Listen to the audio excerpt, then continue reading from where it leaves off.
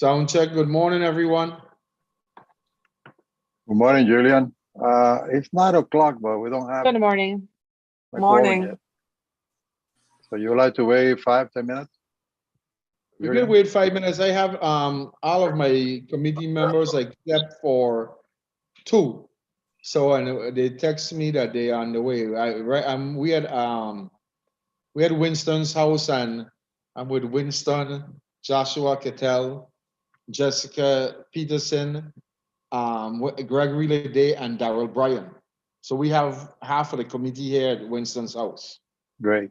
And then we got Shirley. Shirley's on, and Ruth should be joining any minute if she hasn't come on as yet. And Colin and Elizabeth Caddison should be on. So we can start. Give it 5 minutes. Okay. And Julian, there's a person identified iPhone only. Is that you, or you are identified as Winston? I'm with Winston Computer. Okay. So Okay. when we do the roll call, we can find out who that is. Perfect. Okay. 5 minutes. Yes. Julian, good morning. Good morning, this is Gilbert. How are you?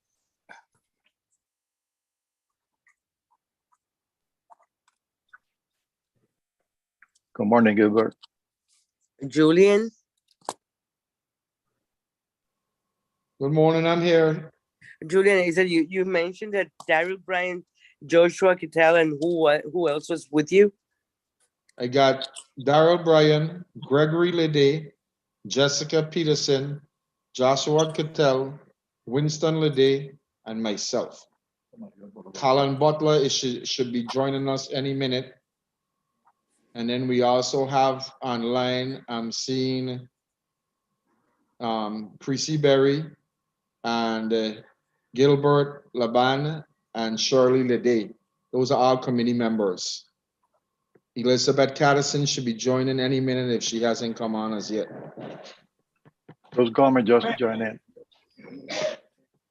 So I should have my full committee today should be on.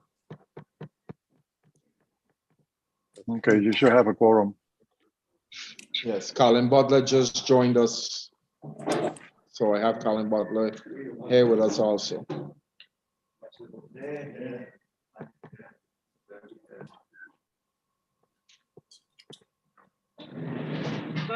Good morning. Good morning.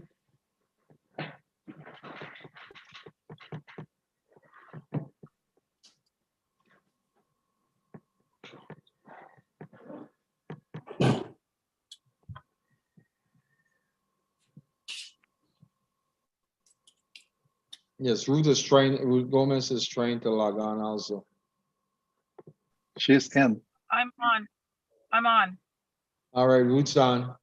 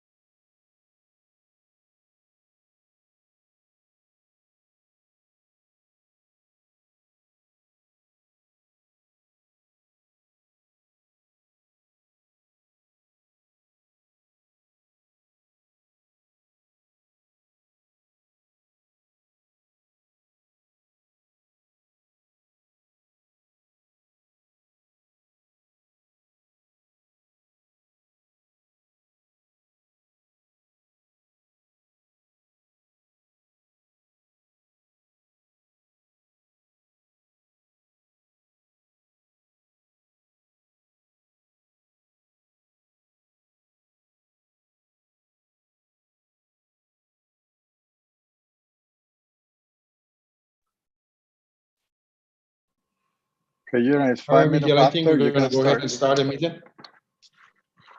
Yes. The first thing, we can have a roll call, so everybody will identify themselves rather than calling. We can start by Julian McGrath at home of Wisdom. Okay, Julian? yes. Okay, well, good morning, everyone. It is 9:05. I'm calling the DAP St. Thomas St. John meeting to order. Today is March 22nd, 2022. We start roll call. Julian McGrath, DAP Chair, St. Thomas St. John. Darrell Bryant, DAP. Greg Related DMB. Butler, DAP. Joshua Cattell, DAP. Winston Lede, DAP. All right. Shirley That's who I Medina. have with me.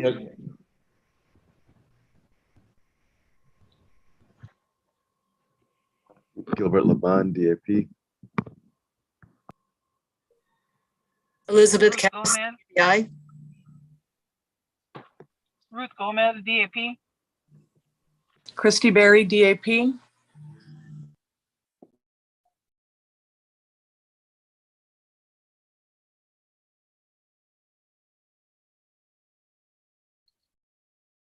Okay, how about the other people to identify themselves? Alida Ortiz Sotomayor, Outreach and Education Advisory Panel. Good morning, Cristina Olan, Council staff.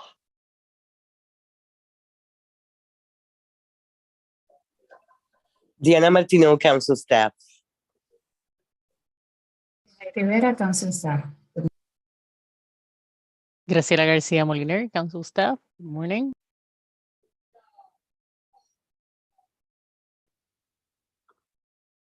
Maria Jocelyn. Maria, can you identify yourself?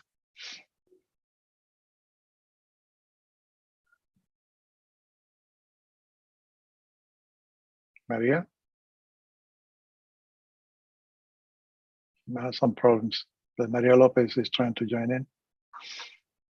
And Sarah. Good morning, Sarah Stevenson, NOAA Fisheries Zero. And good morning, this is Elena. Maria Lopez. Zero. Sorry for that. Thank you. Thank you. Then we have Elena Antun.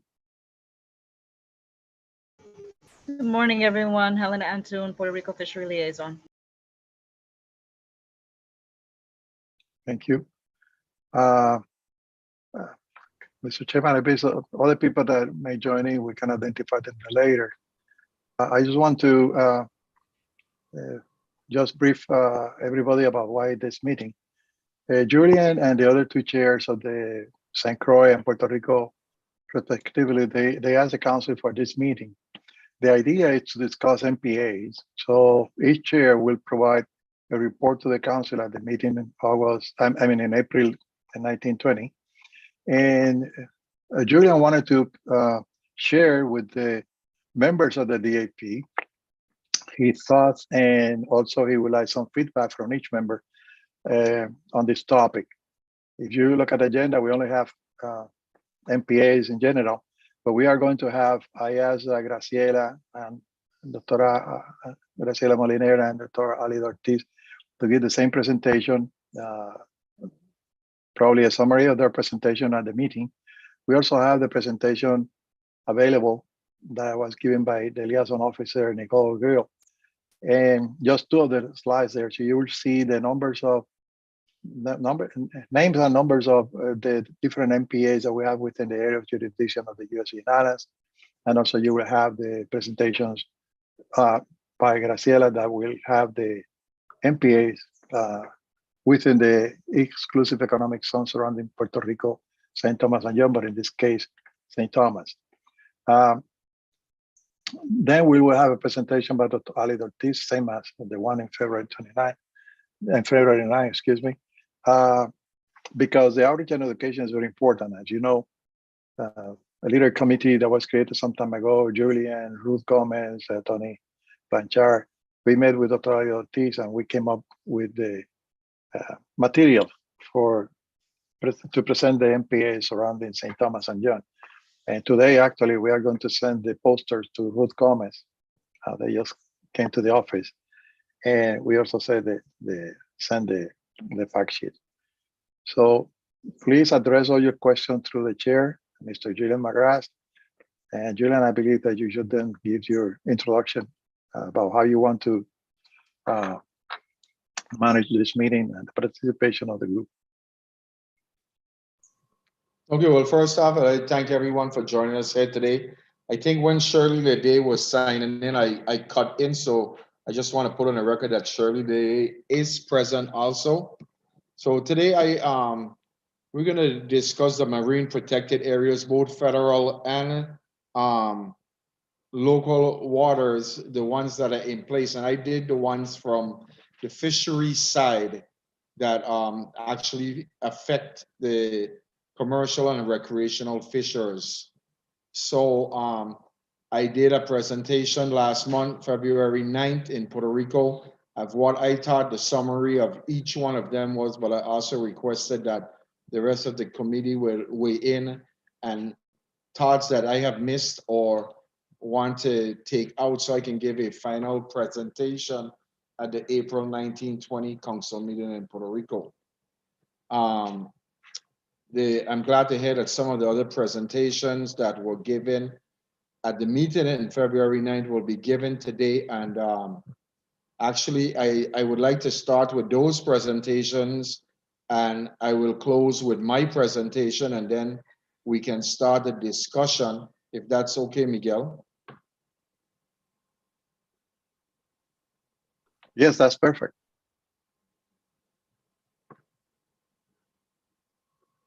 You guys hearing me?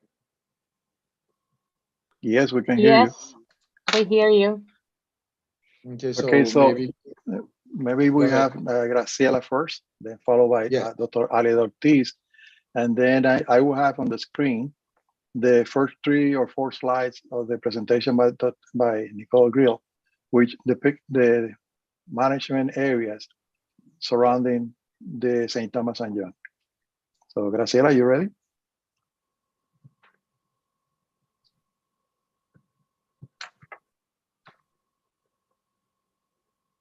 Yes, give me a second so that I can project. Sure. All right, ahead, Graciela. So if anyone has any questions, please hold them until after each presentation is given, and then we can ask the presenter to answer any questions. Thank you. Okay.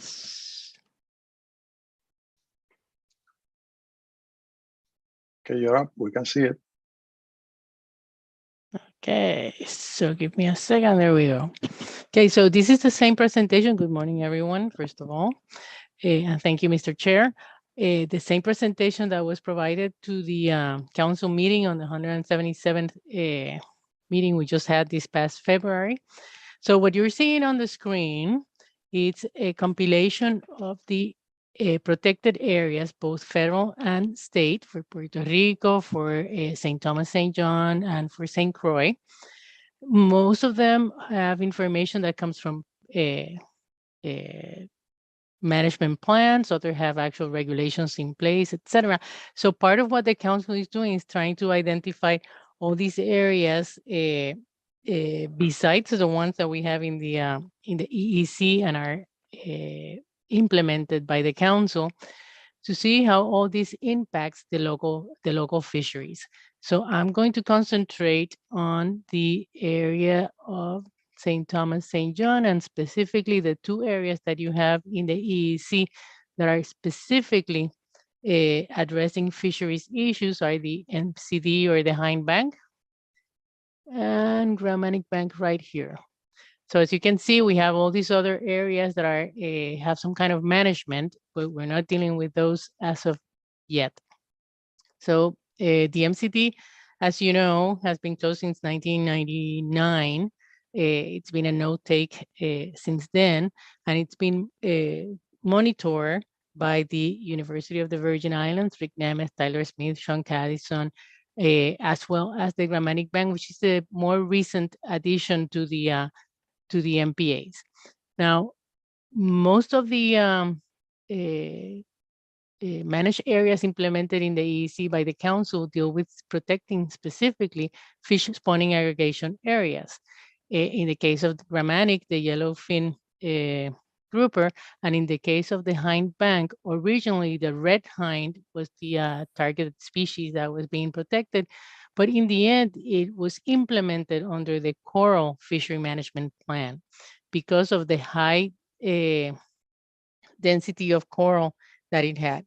And at the time, when all this was being elucidated, the idea was that the fish will aggregate in certain places that people knew about over the same moons, over the same period of time every year, and that there was some direct association between the aggregation and the habitat.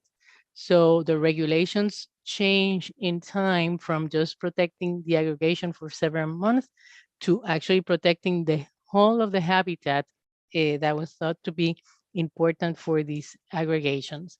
Now, the original work that was done in the Hind Bank came from Olsen and Laplace, a commercial fisherman from St. Thomas that you all knew.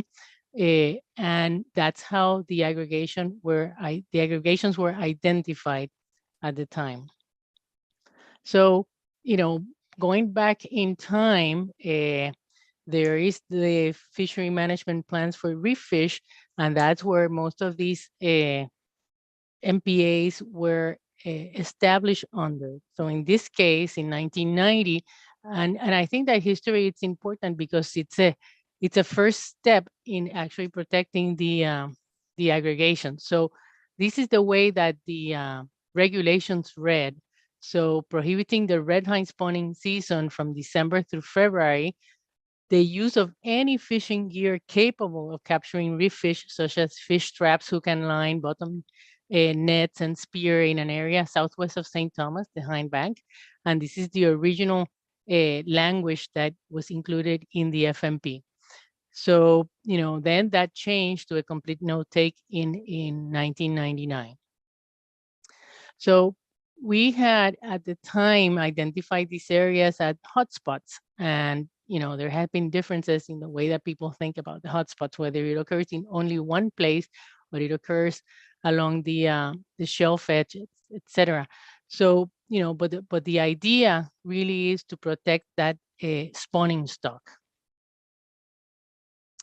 So we have to address the issues of evaluating the FMP, the MPAs based on the objectives that were set up at the time of the fishery management plans being written and implemented. So, this goes back to, for example, the 1996 set of objectives. And one of the things that we're doing is going through the complete history of the objectives to see how this changed over time. But basically, the idea is that the spawning stock is extremely important for the overall health of the population of any of the species that we're trying to protect. At that time, there was a feeling that there was a declining trend in the resource.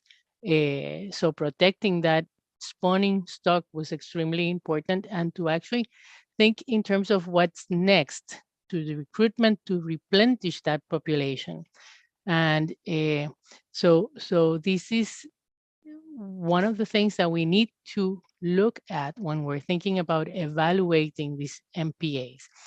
Now, there are data available for some of the areas, but one of the issues that we've had over time is that there are gaps in that monitoring that takes place over time. So I know that this is a lot of wording, but the idea is that we need to look at this in the order that they appear historically. So you already have, although not yet implemented, but has been approved by the council, the Island-Based Fishery Management Plan for St. Thomas, St. John. So you do have in your goals and objectives for the management plan of the District of St. Thomas, St. John, information and objectives and goals that you want to reach by already the already established MPAs. Okay. So you also have in the works the draft goals and objectives of the ecosystem, the fishery ecosystem plan, and that it's something that it's under review right now. So the technical advisory panel just met last week, and part of what the FEP intends to do is to actually look at these MPAs, and not only the MPAs as separate entities and what they're protecting, but also the connectivity among them. So are we protecting the spawning aggregation, and what do we know about where the recruits end up, where the larvae go, the juvenile fish recruit to? So that's part of the whole evaluation that it's needed to see if the source and the sink, it's really within the areas that will benefit the local fisheries. So just to give you an overall look at all the MPAs that we have in place, I'm missing here a picture from the Gromanic, but these are pictures from the areas that are under management by the council. And what it's important about this is that most of the areas are part of the mesophotic reefs. They are deeper waters, usually not visited by scuba divers, or you're not able to monitor them via regular scuba. So that's where the advanced divers come in, and that's what UVI has been doing for a long time now. But to show you part of what the bottom at this area looks like, and part of what the council has done is to actually ban bottom tending gear from many of these areas, so that habitat that it's important and necessary for the spawning to take place, it's protected. So the colors that you're seeing, it's anything that it's under 30 meters, so about 100 foot, that's the blue one. Then the yellow one, it's the one that it's up to 50 meters. And then everything that it's red, it's between 50 and 100 meter depth. But these are areas that are also important in terms of probably coral cover, sponge grounds, deeper water species. So, most of this work has been done, if not all, via the Coral Reef Conservation Grant Program to the council. So at least there are some years when we have data for the specifics of any one of these areas. But as I said, these are deeper water areas that it's different, the monitoring, that it is in shallow waters. So specifically in terms of the St. Thomas St. John, there is a little table that has the information on the hind bank and why and how it changed over time, and when it became a year-round no-take reserve. So that's the hind bank right there. And this is the Gromanic Bank that came into existence in 2005, the time or the season when it's protected, the type of management that it's under, and this actually, I apologize, it should be the final rule which created the Gromanic Bank MPA. So the most, one of the other issues that the council needs to contend with is the definition of essential fish habitat. And it means those waters, and it's in red because sometimes we forget that it's that water within that MPA, within the ocean, that it's also important as part of the habitat, and the substrates necessary to fish for spawning, breeding, feeding, or growth to maturity. So this is something that we have to contend with and has to be a part of the fishery management plan. And probably one of the main reasons for evaluating the MPAs right now is to see, how successful and how changes have taken place within the MPAs, because even when these areas are usually deeper than the normal scuba diving depth, we don't have really enough information in some areas to look at the changes in the habitat over time, which might also be influencing the amount of fish that come to the area. So this is just a table of all of the MPAs that that are under management right now. And we don't have Miguel Canals in today, but we do have a project that is taking place between the Virgin Islands and looking at the connectivity between the hind bank and the Gromanic Bank, and where the larvae from those areas actually recruit to or go to. But the information it's in the web page, and I'm sure that if anyone wants specific information on the topic of connectivity, we can provide that for you. With that, I'm going to stop here. And Mr. Chair, if you have any questions.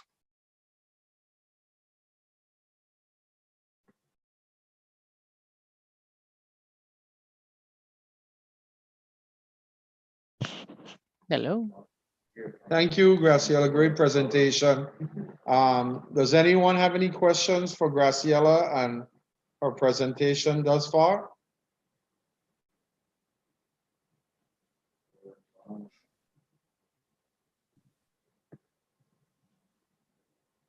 Well, no one asking any questions. All right, let's go to the next presentation.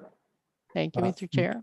Julia, Yes, before we go to the next presentation, I asked Christina to have at hand the first 4 slides of the presentation by Nicole Grill, because they have the other management areas by name, so the group can look at them and offer any comments, any suggestions of how to improve those areas. Remember, these areas that we are going to present today, now, are under the management authority of the US Virgin Islands.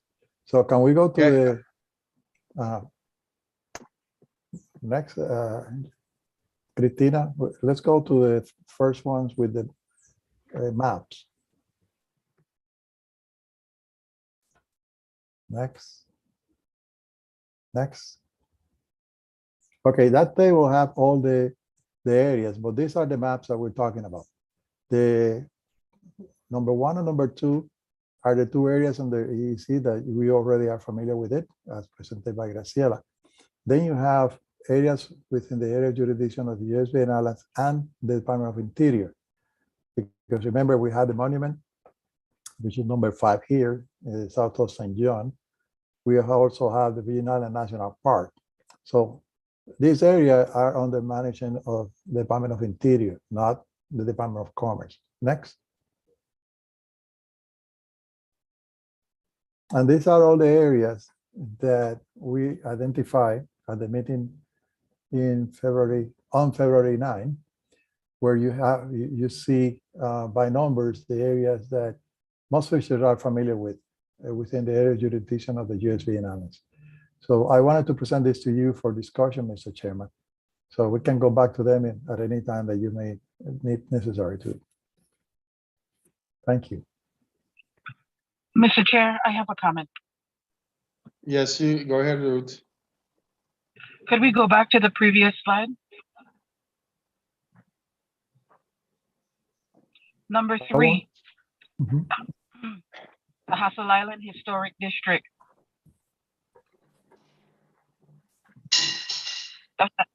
That's an MPA?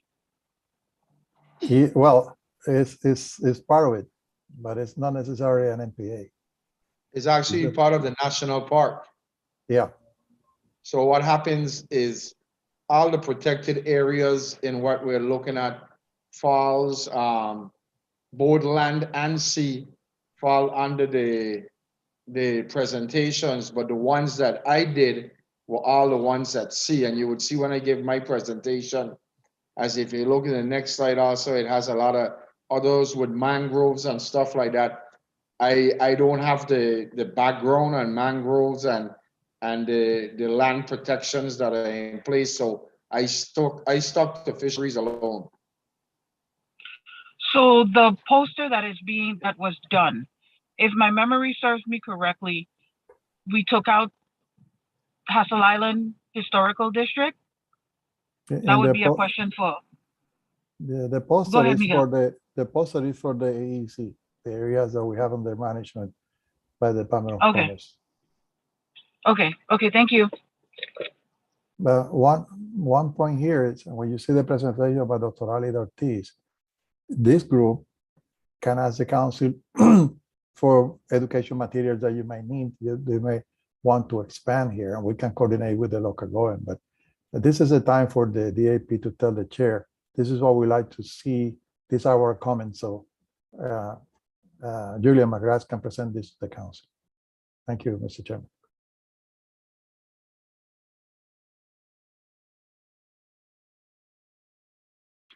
Well, who can agree then? So the question here, Daryl has a question and he's asking me, Ruth, I don't know if you can help on the slide number 1. What does the APC stand for Botany Bay? And Megan's Bay, I don't know with your background, if you can answer on that.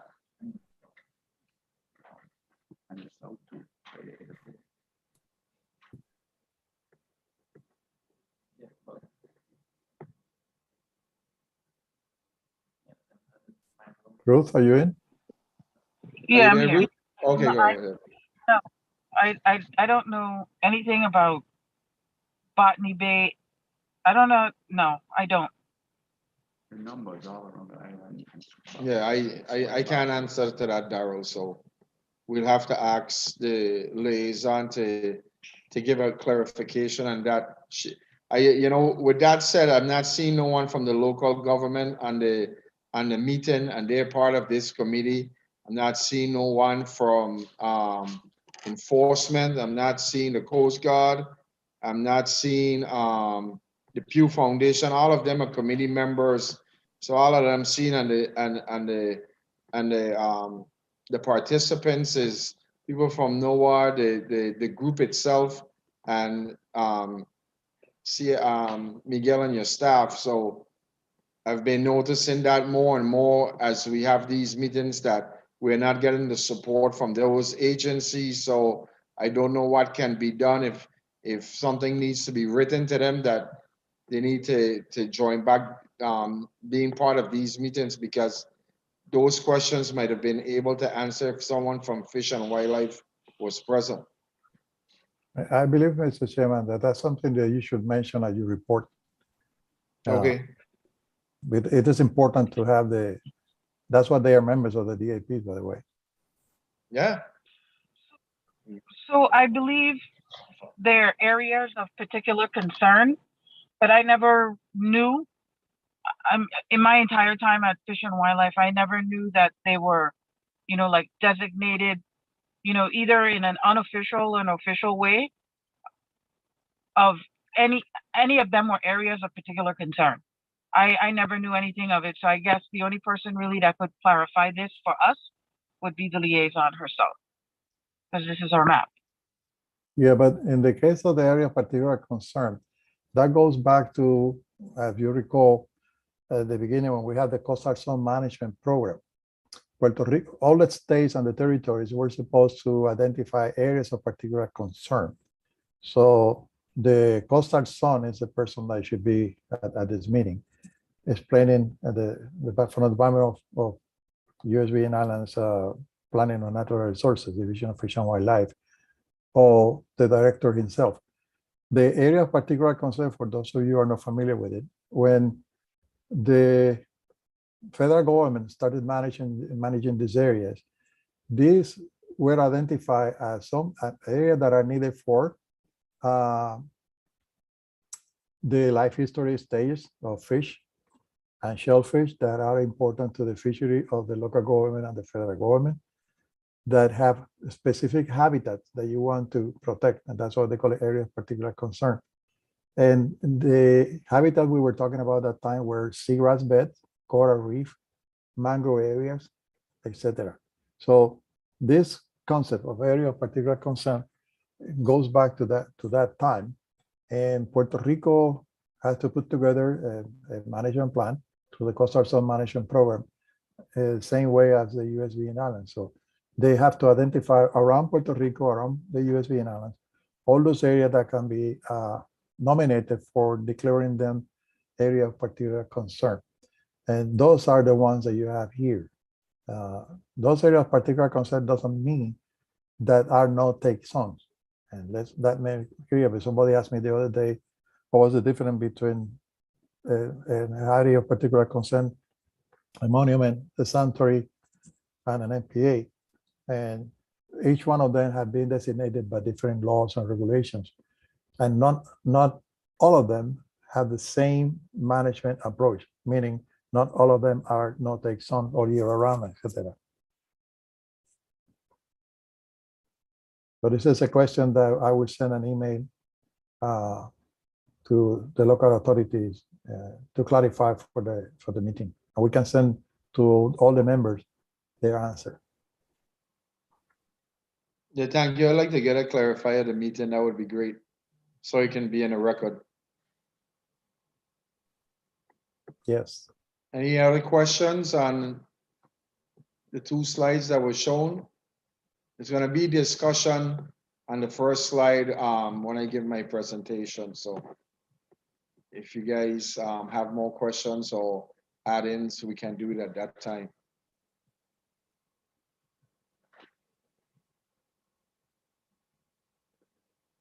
All right, we can move to the next presenter.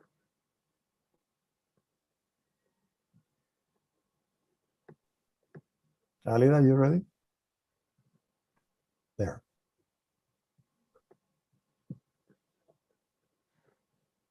Okay, now I am. Good morning, everyone. And I am going to get to the point of MPAs for the outreach and education strategies, and especially the importance of the stakeholders' participation. So there are some slides here that you have seen already because they are the maps that were presented at the meeting in February, but then the 4 or 5 slides at the end are the ones that are going to be, to me, very important for your comments, for your contributions, you know, whatever we can do for outreach and education to the people, not just to the scientists, but to the people, everyone in the islands. Next one, please. So you have the definition of MPA already. It's a defined geographical space, recognized, dedicated, and managed.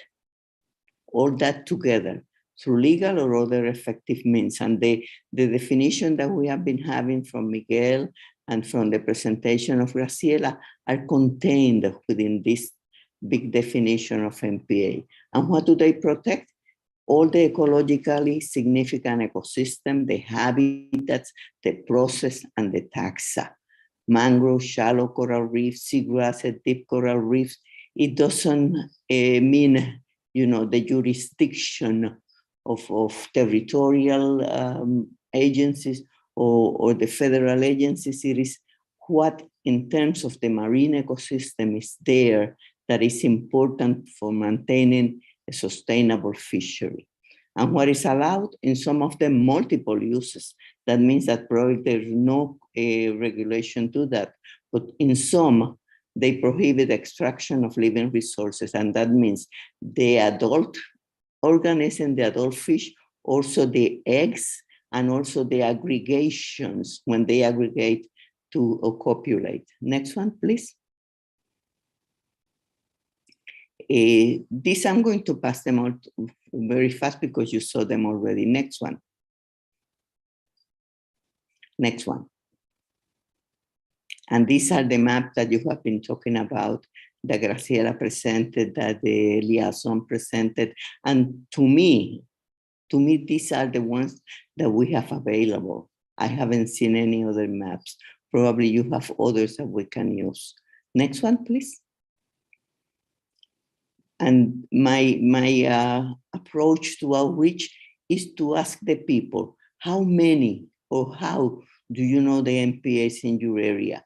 Because when I find that out, I see what do we have to do for outreach products. So that's a question that I always ask in any of the presentations that we have about MPAs. Next one. And the stakeholders' participation. This is, to me, the urgent and the important aspect. It has to be social, cultural, and economic aspects. It is not only that you go fishing, it's tourism, it's sailing, it's everything that goes around these areas that are declared MPAs. And the stakeholders contribute their traditional and local ecological knowledge of the marine ecosystem in the MPA and the historical relationships with the area. This means that it is not only for the protection to identify the fish, to identify the species, to identify the way that the fishers get them out of the water, but also the historical tradition about how the population related to that area before.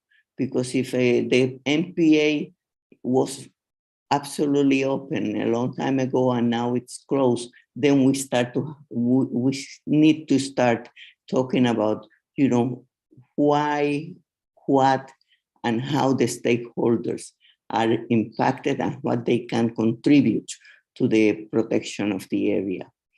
And then identify and promote the community's responsibilities for effective MPA management, that they understand the prohibition, the closed seasons, any other regulation that is imposed in that MPA should be clear to the stakeholder. Next one. And who are the stakeholders? The fishers? No, we are all stakeholders. The fishing community, and that means the fishers, the sellers, the markets around the fisheries, the educators, and it is not just the person that goes out in the field, it's education from all the levels of education and from all the spaces available to educate. The businesses, consumers, and consumers is restaurants, is households, is tourists, everything. Planners, and also the government agencies, federal and territorial. So we cannot look at this relationship between community and the MPA only from the aspects of the fishing community. It has to be everyone, absolutely everyone. Next, please. So when we say education, and that's the part that to me, you know, from outreach and education plan, advisory panel, we look at a way to integrate that scientific data on MPAs to all curricular content. It doesn't have to be environmental sciences. It doesn't have to be ecology. It's social sciences, geography, natural sciences, art, and environmental studies. Absolutely everyone. And it's from all levels. We don't have to wait until they are in high school or at the university. We can begin, you know, from pre-kinder. We can begin from community education. We can put this information available and with the correct, the scientific information, the historical information to all levels of learning. It's also resources for community education. We have to produce as outreach the posters, the flyers, the booklets, anything that is needed for education. And then the integration of fishers in management decisions. That's the participation, the big participation that we see in terms of outreach and education. And the fishers, they will tell the scientists how do they relate to the area, and the scientists will look at that from the ecological, the mathematical, whatever way they go to describe the situation in the MPA. But the stakeholder, the fishers' participation in that decision is very, very important. Next one, please. Next. These are some of the materials that are already around. These ones that I have here are mostly from Puerto Rico. I haven't seen big booklets or much information from the Virgin Islands. And this is the Marine Protected Area Resources for teaching ocean literacy. And then the other one, that's from NOAA.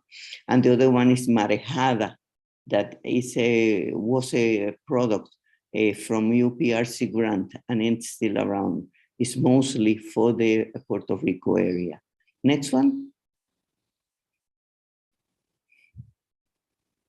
And recently, with the help of Julian, of Ruth, we prepared the St. Thomas and John Malrich strategies. So if there's a poster that Miguel said is going to be sent to you tomorrow or shortly, because I saw them in the office yesterday.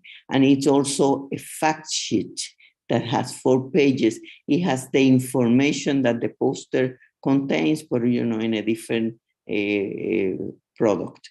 And then we also produced, with the help of the Julian and Ruth, the seafood, the placemats that are going to be placed in the restaurants, some local restaurants, some tourist restaurants, because there was a difference in the materials, in the products that each one related to what fish, what seafood they were eating. So the same thing we can do, or we want to do for St. Croix, and we have talked to the liaison, we have talked to Carlos, and any other information that you think should be produced, a coloring book, material for the elementary school. If you give us the information, we will work with that. Next one. Next. And from my experience, from my experience in the field, not all the areas are identified so that people can see, what is there.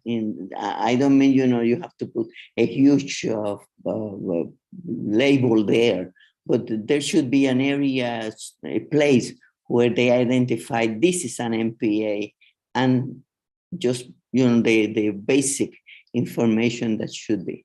I have here one of the Virgin Islands National Park. I have the one for Brook Island, and then I have one from one of our reserves in Puerto Rico. And this is information that will conduct the tourist or the person that is just walking around to find more information, to get more information about the place they are visiting. So I think that with that, I complete my presentation. Any question will be welcome. Anyone have any questions? Thank you, Alida. Great presentation as usual. Anyone have any questions for Alida and her presentation?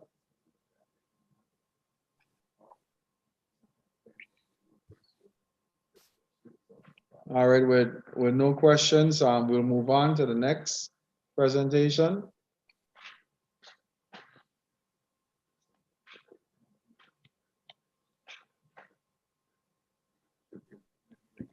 Okay.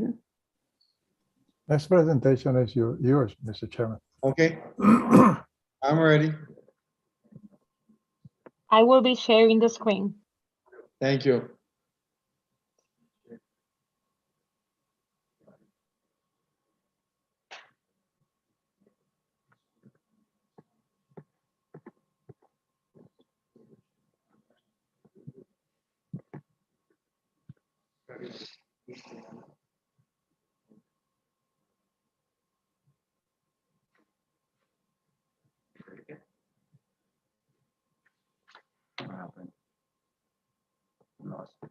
No, she's putting up my presentation. At least I think so. Can you see it now? It's on. The presentation is on. Yeah, I'm not seeing it on my screen. I see one little box up to the left-hand corner, right-hand corner. I think open a box. Open it. Oh, Do with the arrow. with the arrow? Nope. No. No. All the way to the right. All the way over here. All right, there we go. You should just leave Josh on the computer and you sit on the side. Okay, You did it. did it again, so that's gonna stay up there, okay. All right, so this is the presentation that I gave at the February 9 meeting and my takes of the different marine protected areas that pertain to fisheries. Next slide, please. So I spoke about the first one I spoke about was the VI Coral Reef National Monument, where anchoring is prohibited, all fishing is prohibited, just bait fish and blue runner, hard-nosed fishing permitted at Hurricane Hole and Cabrita Horn Pond with a license from National Park. The concerns that I found and issues were studies have proven that the corals are more healthy outside of the monument than inside. You have the issues with the lionfish, no one targeting them inside the monument, the invasive seagrass, and also the different groupers. When I say different groupers is we're here protecting all the different groupers, and we worry about the lionfish, but the groupers are doing as much damage to the juvenile fish as the lionfish also are doing. Enforcement is an issue also. There is some enforcement from the national park in this area, but I don't think there's enough enforcement in that area.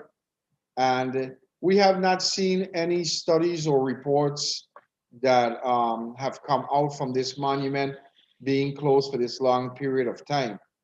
I know there's one that's presently being done. So I guess we await that presentation and see what their findings are. But I know some of the fishers have some other concerns on this area. We'll come to that after the presentation. Next slide. So here it shows it shows the VI National Park areas where commercial fishing is prohibited and some recreational fishing is permitted. So concerns again go right back to the lionfish and the invasive seagrass. No studies and report. Boating activity has increased drastically over the past few years, and that's a major problem to the bait fish and also to the juvenile habitat. So, having something in place to protect an area, if it's not done correctly, I think you tend to cause more problems than what that was there before. And also it's mentioned here where the National Park Service did do a lot of patrolling on the inshore of the national park. Next slide. All right, this is the Eastern Marine Reserve. No commercial fishing except for bait fishing by cast net. And they get a permit from DPNR, and there's one little small area that you're allowed to do some line fishing for blue runners also, and you have to get a permit from DPNR. But there's a lot of issues in this area and concerns the boating activity once again. There's no pump out stations for all the yachts that are anchored in those areas. Lots of illegal activity taking place. Lionfish, invasive seagrass, a lot of anchoring in the grass beds that are there, damaging the grass beds, and a lot of partying in this protected area. So here it is, we have one of our biggest juvenile habitat area closure sanctuaries, and the activities that are taking place in there is really detrimental to what we're trying to accomplish, and there is practically zero enforcement that is helping the protection of these sanctuaries. Next slide. The Gromanic Bank. The Gromanic Bank has been in place from 2005, And it's not only the protection of the yellowfin grouper, it's the protection of a lot of the large groupers that I think fall under grouper unit 5. If I'm not mistaken, it could be 4, but I think it's grouper unit 5. But we don't only protect the groupers, and there's a large spawning aggregation of snappers, the mutton snapper and the Cubera snapper. And also recently, over the last couple of years, we have seen from people who have done studies, there are large quantity of queen triggerfish spawning in that area also. Maybe I can get some feedback from Elizabeth Patterson after I'm finished with these next 2 slides on what she's seen taking place on the Gromanic Bank and the MCD. No fishing permitted from February 1st to April 30th annually, and no bottom gear allowed year round. Again, the concerns, issues, comments is the lionfish, large groupers eating all the juvenile fish and none of them are being harvested. We haven't heard about studies and reports that have been taking place in this area. There's only been one presentation that was actually done by Elizabeth Catterson a couple years back at the council meeting. And it's been closed for 18 years. And it's the protection of many species. Next slide. And then we have the MCD. Sorry for the misspelling. I still didn't correct it on that presentation. Closed year round, 14 square miles. All fishing and anchoring prohibited within the 14 square mile closure. And issues and concern, once again, the lionfish, large groupers, studies, reports, enforcement only during the spawning season, and it's also protection of all the species. And I know a lot of the concerns that the fishers had is a lot of the studies that have been taking place in the MCD is only taking place mostly by the area where the red hind are actually spawning.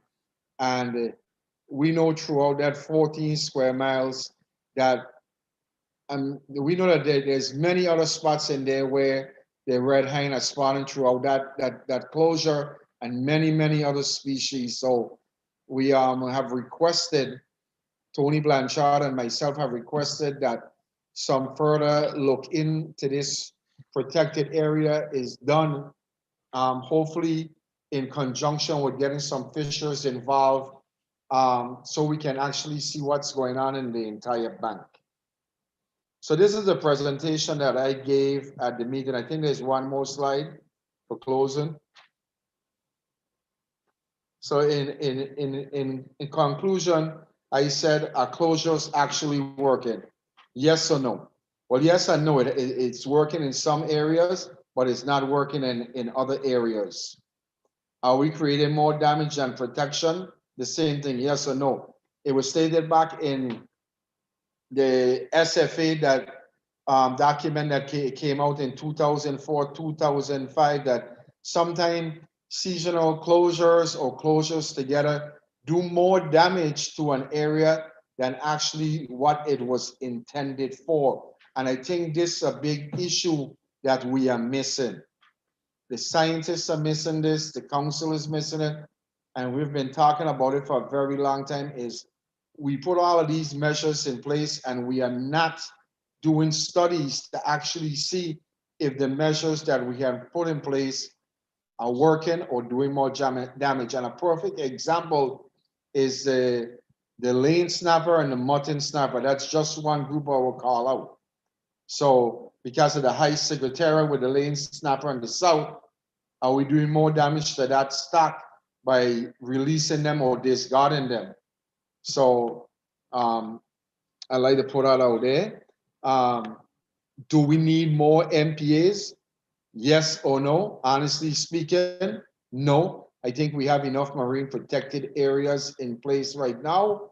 And I think if we look at what each one of these protected areas are doing and correct some of the issues that are taking place, that we would see bigger improvements to those areas than is happening or taking place right now. So, and like in my next sentence, it clearly states address sooner rather than later. And it's, again, this presentation was solely on the fisheries MPA, St. Thomas, St. John. The wildlife MPAs will be reported by Division on Fish and Wildlife. So with that said, I would like to open up the floor to, and I'd like to go back to slide number 1 or slide number 2 with the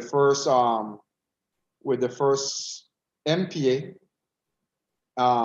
and start with anyone having comments on these MPAs. So the first one up is the VI Coral Reef Monument. So I'm opening up the floor to everyone. Mr. Chairman, if I may, Nicole Grill join in, and she may have something in relation to your question at the beginning on areas of particular concern, or she can fetch that information for us and provide it to the group in a later time. So, Nicole, if you are in, do you have any information regarding the origin of the advice or the area of particular concern surrounding the Virgin Islands that you mentioned in your presentation, February 9? So was the question about why we have areas of particular concern, or was it who manages them? Both. Why would we have areas of particular concern, and who manage those areas? That's the question. So the areas of particular concern are under coastal zone management, and the APCs are done in relation to where they're located and how they affect the surrounding waters. So I don't have the map in front of me. Please excuse me for the background noise. I'm at work right now. The APCs are all under CZM. Okay, do those areas, do they have? Okay, well, let me say something a minute, Miguel. So, you know, the concern that we have is who decided that these areas are areas of particular concern, and was it all determined by coastal management? By whom in coastal management? Was there a working group that picked these areas? This is the information that this committee would like. And also I heard you say that you were at work, but you are also part of this committee meeting that's taking place today. So I mentioned that earlier, that no one from the division is on this meeting. I'm going to bring it up at a council meeting next month. So I'm glad that you called in to try to clarify this for us. And if you can check with the department and get us this information, if you can't get it for today, it would be greatly appreciated that it can be given to us at the council meeting on April 19th and 20th. Sure, Julian. Will you please send me an email on exactly what you would like me to glean, or I can always try to contact Kitty or maybe Zola and see if either one of them can jump on today. This is one of the all-day meetings, correct? Yes. Okay, so would you prefer that, or would you rather send me an email with exactly what it is you need for them to hand over to the DAP?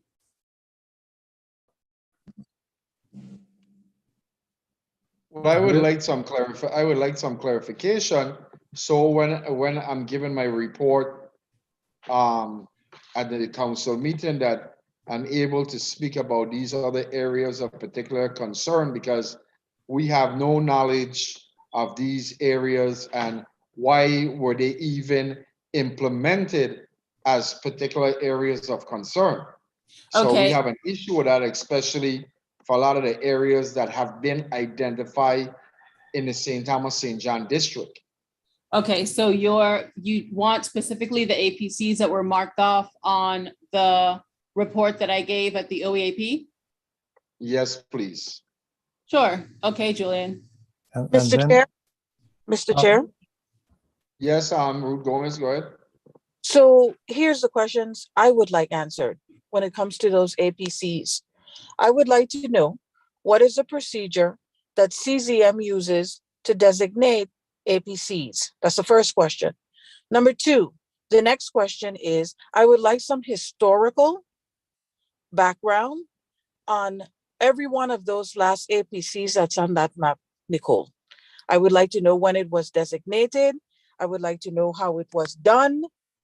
Because here's my issue. You know, the devil is always in the details.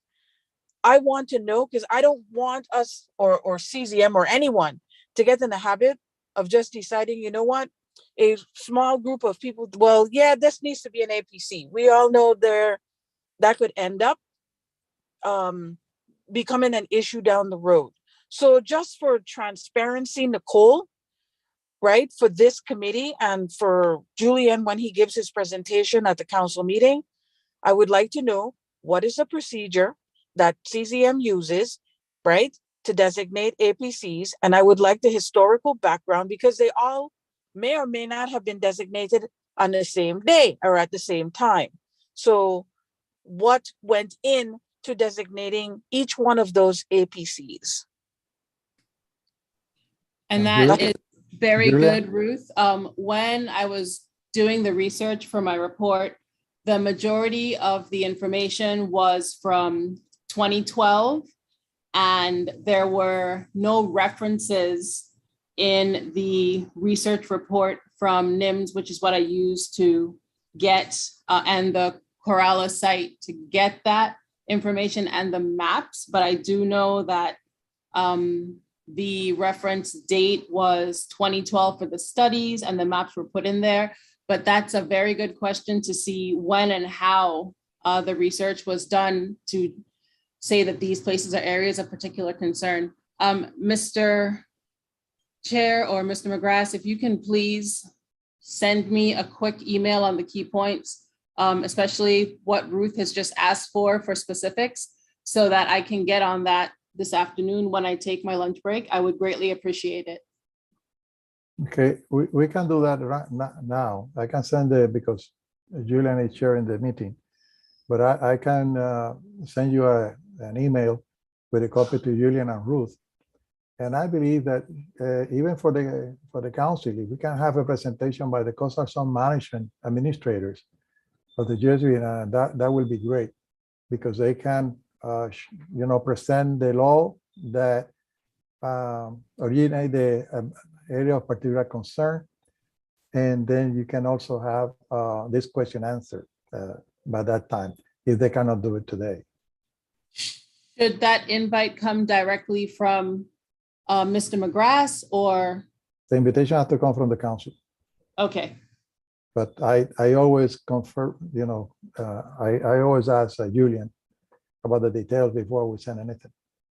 So we can prepare a letter, and we signed by Marcos Hanke or myself with the points that we discussed today. But I will send you an email right now.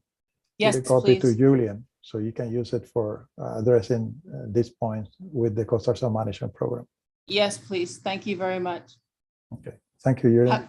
Have a good afternoon, everyone. Okay.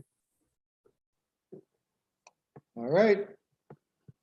Anybody else have any more questions on this one? Because as you all can see, this is a major issue of you having these areas of particular concern that's there.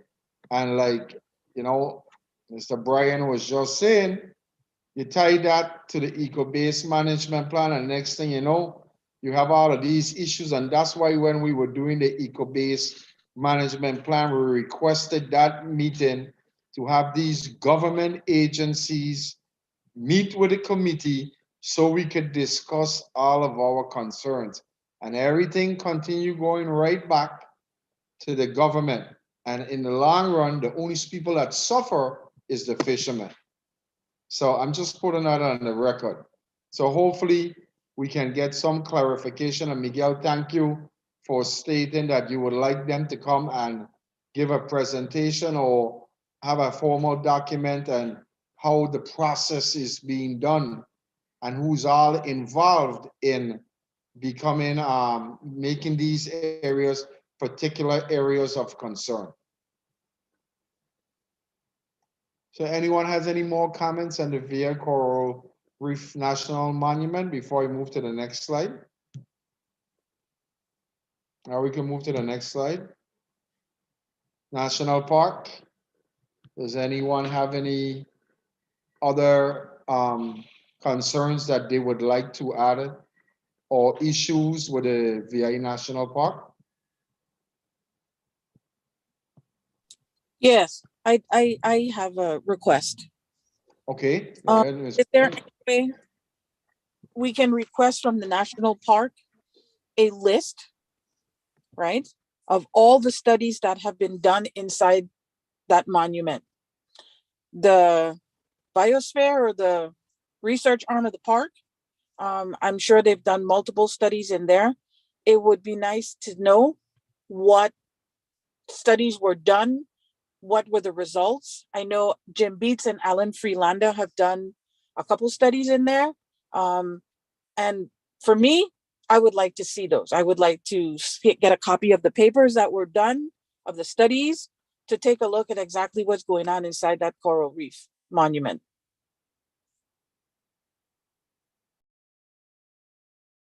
Okay, so that was for the Coral Reef Monument. Both. Yeah, both National Coral Park, Reef both of them. and the VA National Park. So Miguel, do I send that request or does the request come from the council to get the studies that were done? You can send me a note and then we can, Graciela and I can put together a request. Okay.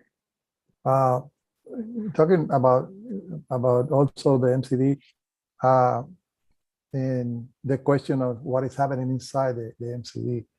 Graciela and I discussed it, and we and the South Switzerland Center have been working on addressing this point. Specifically, we are going to hire a person to look into all the information that we have in the MCD. And we're talking about St. Thomas and John, but we'll do it in other areas. But in the case of St. Thomas and John, we would like to mine all the data that we have for these two areas. What is it that, what are the specific scientific surveys, projects, etc., that have been conducted now or are proposed for the future? And that will be presented probably by the end of the year. Maybe we'll have an update by August. But this point is very important for the DAP members to understand, because Julian has hammered on this many times at the council. We have these MPAs, and later when we go into other business, I will address also the advisory group under the council committee addressing area-based management. The issue is this, we have these areas, and Julian has repeated this many times, and today also. We have these areas, but we want to know what is happening in those areas. Some of the MPAs that we have around the US Caribbean have been studied more than others, but we want to find where are those studies and how can we make those studies available to the public. And that's why I invited Ali Ortiz today, because once we have this, we need to prepare some infographic material so we can send it to the public. We can upload it to our webpage, and there you have the information that everybody can take a look at it. The point in question is, are we addressing only the Nassau grouper, the red hind? And Julian and the Fisher have been telling us there are many other species that use that area for spawning and for other purposes within the life history. So all this question has to be addressed, and they will be addressed locally and nationally. in the next 3 or 4 years. Thank you, Julian. All right. Mr. Chairman, Julian. Yes, go right ahead. Hi, this is Elizabeth Caddison. And I was waiting to talk about this until we actually got to that slide, but yeah, the MCD, I think there's more data out there than than you all are getting your hands on, and is being shared with the community, mostly because it hasn't been formally analyzed and written up. We did and this is regarding both fish and coral. We completed a study, and actually it was 2019, 2020, and that data is being analyzed now by one of our scientists.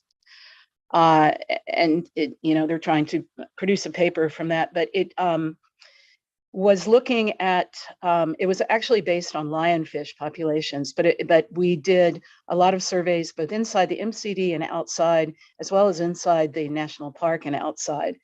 And yeah, so we did a lot of work there. And again, that hasn't been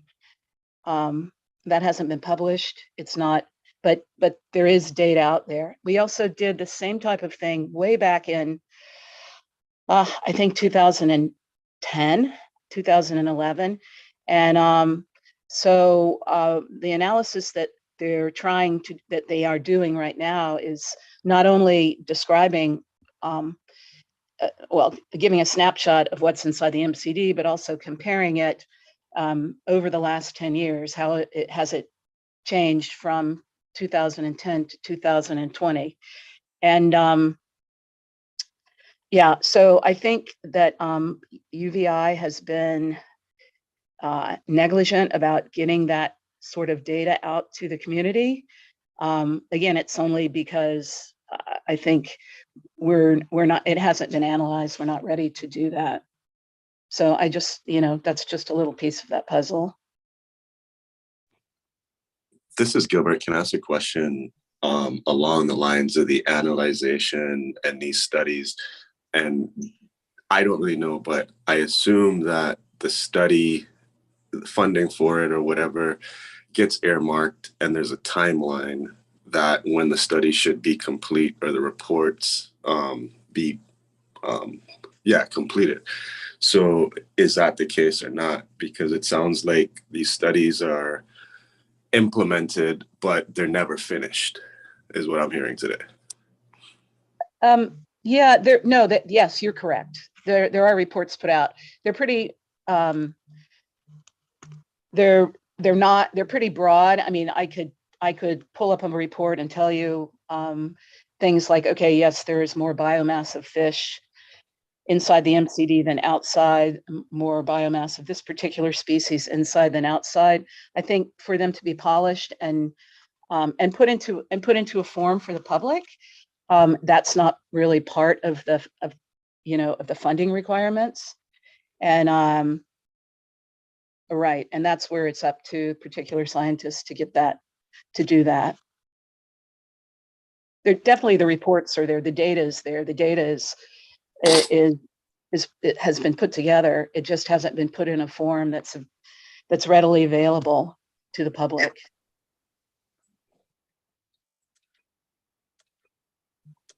Miguel? Okay, well, I have a comment. I have a comment also, and this is not directed to you, Elizabeth. It's a broad statement, and it was brought up at the February 9 council meeting also, and that is, we give monies for studies to be done. Federal monies are being given to get all of these studies done. Just like Gilbert said, there's a timeline for them to be done and reports to be given. And we have requested from the council to put pressure on the people who have been given money to do these studies to give reports and presentations at the council meeting so we can ask our questions and our concerns of what actually is taking place. And this is not the format to ask the questions, because I don't want to put you on the spot, Elizabeth, but you know, if we have these presentations given to a council meeting, then you know we can get answers, and we need answers so we can understand, you know, different issues that are taking place. So Miguel, you know, here once again, we're gonna put it on the table that we need to have this done. Yeah, Graciela, please take note of this, and after the meeting, Graciela and I can put together a list of actions that we should take to address this point. Miguel, I have a comment. Yes, please. Another place that you might be able to go to when you're compiling the list of all the studies that have been done in these areas is DPNR Fish and Wildlife. All scientific collection or scientific research done in the territory, they have a Excel spreadsheet. A lot of it, you know, sometimes it's like maybe a master's student or a PhD student doing some sort of work. That is another place your person can go to as they build that list of all the research that has been done. And at the end of the study or the expiration of the permit, they are required to provide Fish and Wildlife with a copy of the report. But it would be able to give you, you know, the name, the person, whatever the educational affiliation is or organization, what they were studying, and the expiration. So that is a more concise area to go to that would be able to help with all the research that was done in these areas. Excellent suggestion, and we follow that one as you just mentioned. Yeah, Ruth, that was great because I was going to say that also because a lot of the students at the university do their thesis on different species of fish, different corals, and we don't find out what those papers have actually produced. So that you know that's great information to also have because I know I have personally I've been interviewed by 4 or 5 of them asking different questions. So there's a lot of other information out there besides what Rick Nemeth and his team is doing. So, you know, getting all this information compiled and being presented, you know, Shirley's going to help us here with, you know, the continued discussion on the MPAs. Do we need more MPAs? Are we doing all we can do with what we have in place, etc.? And, you know, it's good to have all this information to help us through the process because some of it maybe might proven how great some of these areas are doing, or maybe something different we might need to do in one of these areas. Julian, let me take this opportunity now to mention this. I was going to do it at the end of the meeting of the business, but I believe it's relevant. As you all know, there's an executive order 14008 that called for closure of 30% of the marine waters and land in the United States, anything under the flag of the United States by year 2030. Something that we're discussing now, the 8 councils, the National Marine Fisheries Service, is what does that mean? Are we, by the way, the 14008 called for the Department of Interior and the Department of Commerce to put together a report on all the areas that we consider air-based management, all the areas that have been closed for one reason or another. And that includes sanctuaries, monuments, marine conservation districts, marine reserve, etc., areas of particular concern that are being closed for the year round, not necessarily all the areas of particular concern. And if you look at the map of Puerto Rico and the US Virgin Islands, and you consider all the areas that have been closed as areas that could be defined are good for this percentage of 30%, we have about 29%. However, they are defining conservation a little bit different from the conservation definition that we have under the Manson-Stevens Act. They are using the IUCN. But anyways, it's more complicated than that. And I will have a report for you after the May meeting. And that will be for the next DAP meeting, by the way. And then the question is, the areas that we have, will they have to be declared year-round no-take zones to comply for this mandate, to comply with the 30%? Scientists that I trust and respect a lot told Graciela, why don't we close 30% of the northern part of the Puerto Rico? And that's it, we covered that. There's a lot of work. Nobody fishes there. Well, it's almost like a joke, but it's not. Many other people around the United States are thinking the same. You know, if you want to do this just for closure, you can close areas, 30% of areas, that doesn't mean much. But if you consider the areas that have been closed following the process of the Manson-Stevens Act, meaning that we include the science, the fishers concern, the public concerns, and that's when we declare this area. And you consider those that are in compliance with the executive order, then the only thing that we need to do is to identify other areas that we have. But some people, as we speak now, are thinking about asking the United States to close many more areas to all fishing, to all activities that may damage the areas. I'm talking about the water column and the substrate of those areas. So I just wanted to mention this to you because it's important that the membership of the DAPs learn about these issues that are coming, learn about how you can prepare yourself for contributing to the discussion. And what we are doing today is a step in the right direction. That's why we supported what Julian suggested to have these 3 meetings. Thank you, Julian. Thank you, Miguel. And I'm going to send an up-to-date email list of all the committee members. And if the information that you have on 30 by 30, the America the Beautiful, if you can forward that information to the committee members, that way they can start to take a look at it, read the document that's out there.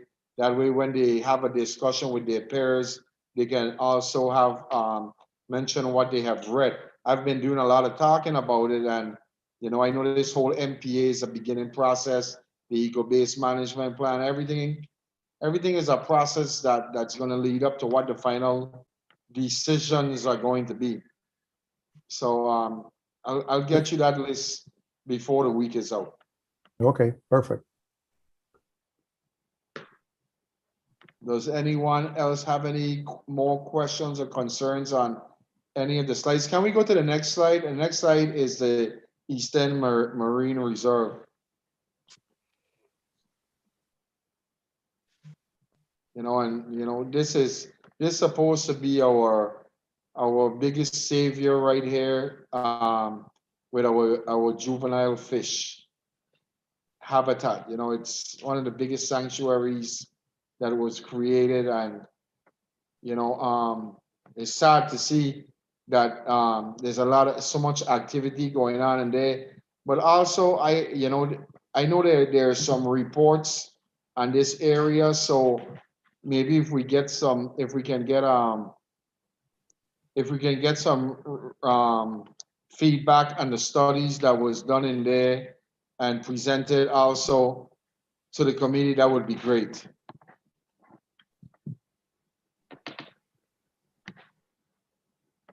Anyone has anything they would like to add on this slide? The only thing I would say on this slide is how the dump is affecting that area potentially. I don't know if that is captured in one of those concerns, but I think that's a very good one. I will add that to it, and I will also add the boatyard's activity. Yeah.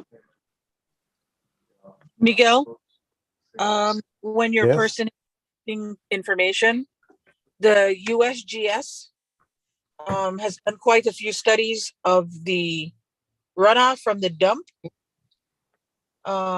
So they might want to check with USGS. And yes. what they've done. Okay. Who does the enforcement for the park? DPNR? There's our local enforcement, as I said, there's no enforcement. Well, tell them we need somebody to enforce us. Yeah, you know, one of the biggest issues there is enforcement. That's what the guys ahead is discussing. There's no enforcement. How, you know, you can't accomplish anything with zero enforcement. And now I'm understanding also from Colin Butler that the whole big section of that area is up for sale for what, $40 million? $40 million. And as the first I've heard about that and what is actually going to happen to that whole area as pertains to development and protecting the sanctuary with that type of development that will take place. So, you know, whatever reports we can get coming out of that area, you know, we talk about, I listen in many presentations of, oh, we need more marine protected areas, but we're not protecting the ones that are already in protection. So I'm going to put it in the report again. Anyone else has comments to this? You go to the next slide. The Gromanic Bank seasonal closure. Anyone has some comments they would like to make? Mr. Chairman? Yes, go right ahead. Okay, yeah, I just wanted to basically. Can you put your name? Can you put your name for the record, please? Yes, Elizabeth Caddison, UVI. All right, go Yeah, for clarification, you mentioned we do have many species that are spawning on the Gromanic Bank.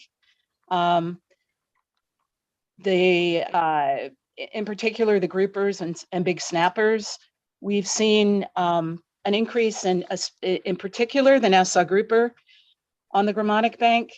That MPA, I believe, has been really important, along with a lot of other things that have happened. And you know, you allowed me to give a presentation a couple of years ago, and I think I went over that stuff then. How all of these new rules, I believe, have protected the Nassau grouper. And in fact, last month, during 9 days after the moon, we actually witnessed Nassau grouper spawning, which is the first that we have in the 18 years that I've been working out there. So that was a really huge thing that we saw them spawning right in front of us. And I believe that was because the numbers were high enough where I think they were spawning before, but they were going off the bank into deep water. But we've got numbers out there over 600-700 at a time. And I think there's some critical mass that allows them to actually spawn up on the bank. So that was really exciting. The queen triggerfish, the old wife, we actually have not seen them spawning there. We've seen them spawning on in particular the St. Croix hind bank. They spawned just deeper than the red hind FSA there.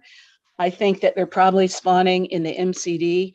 They tend to aggregate and spawn the same place that red hind do. And I saw that in Saba in the Netherland Antilles several years ago. That particular species we have not seen spawning on the Gromanic Bank. So I just wanted to clear that up for your presentation. Okay, thank you. Yep. And the only, the only concern that I have on the Gromanic Bank right now is that we do have occasionally boats out there fishing. I have not seen a St. Thomas boat out there for years. It's always Puerto Rican boats that are there. So, if enforcement could be stepped up, I think that would be helpful. But otherwise, I really believe that that is a successful closure.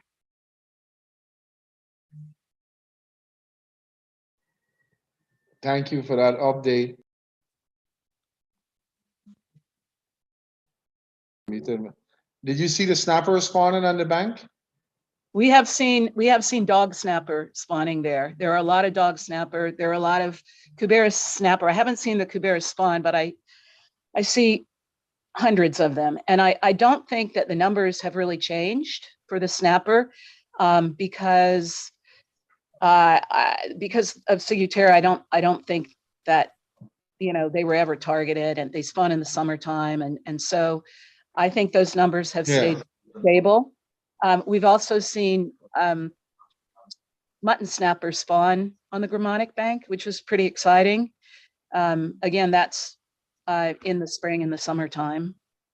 Yeah, they're going to go in. They're going to go into their spawning season next month for the next 3 months after that. Okay.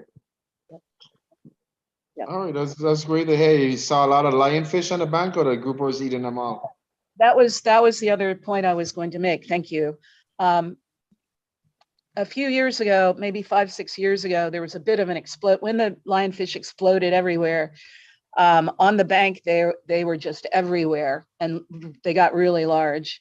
The last 2 years, I haven't seen any in the spawning area, and I believe they are being eaten. Well, we've witnessed them being eaten by grouper. So I think and nurse sharks. So I think that they're now being targeted by the fish, which is, you know, a great thing. And we really don't see them out there anymore. Great news to hear. You see, this is the type of information when a presentation is given at a council meeting that is going to be brought across. Great for everyone to hear. And that's why we say studies are being done. We need to know what's going on, because a lot of that information can actually help the user groups, the fishermen, that the closures that we were part of implemented are actually working. So, you know, so if maybe here in the near future, if you can talk with your colleagues and maybe you can do a presentation, if there's room on the agenda at the December council meeting, that would be great. I know you did it a couple years ago. Maybe you might have some more information that can be brought forward, if at all possible.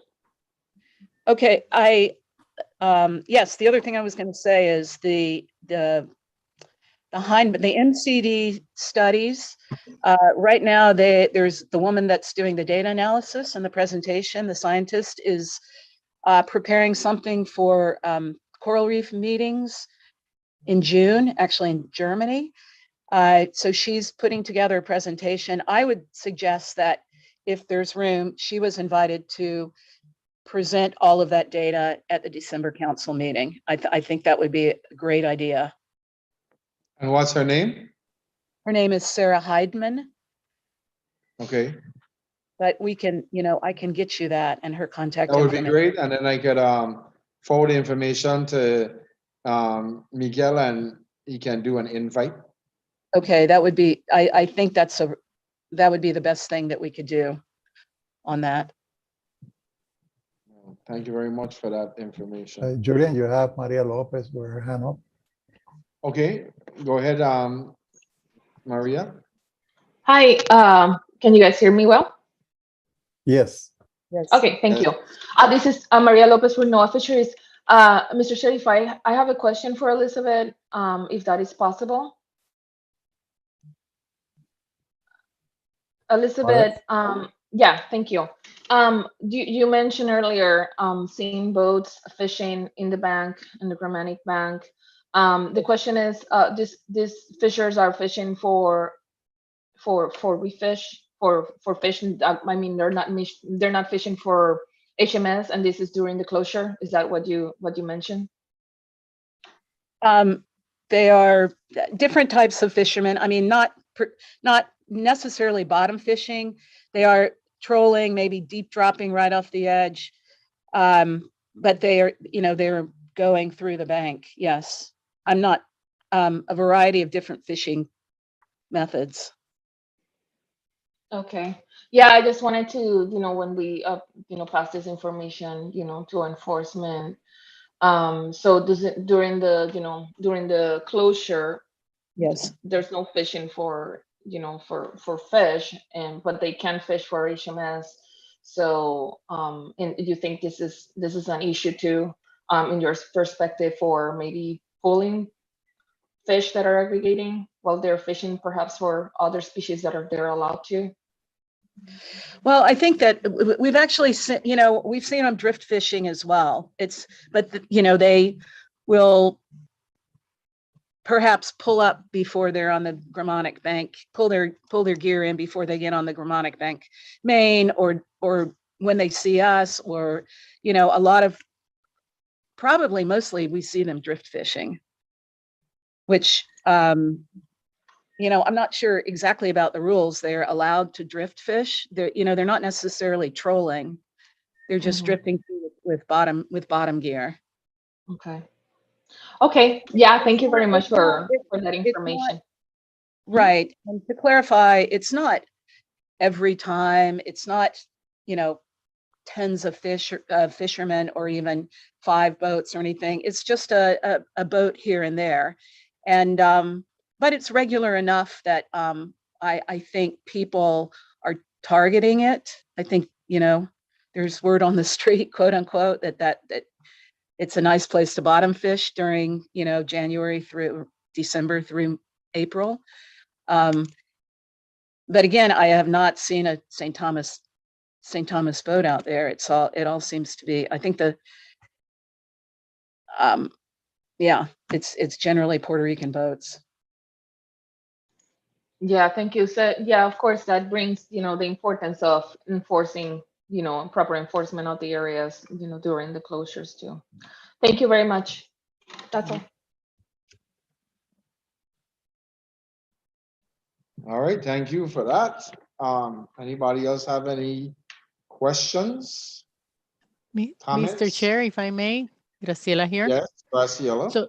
So Sean, the actual area where you see these enforcement issues would be specifically Gromanic Bank, or the area around it? And the reason why I'm asking is because we've passed along information on fishers fishing off the southern bank of St. Thomas and the issue of ciguatera. So I just want to have a more general idea of, what area specifically are we talking about?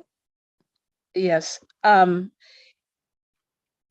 It's difficult to really, certainly when boats see us, they move off, and that lets me know that, or gives me an idea that that they're there. I believe that, we're out there maybe 3-5 days a month now.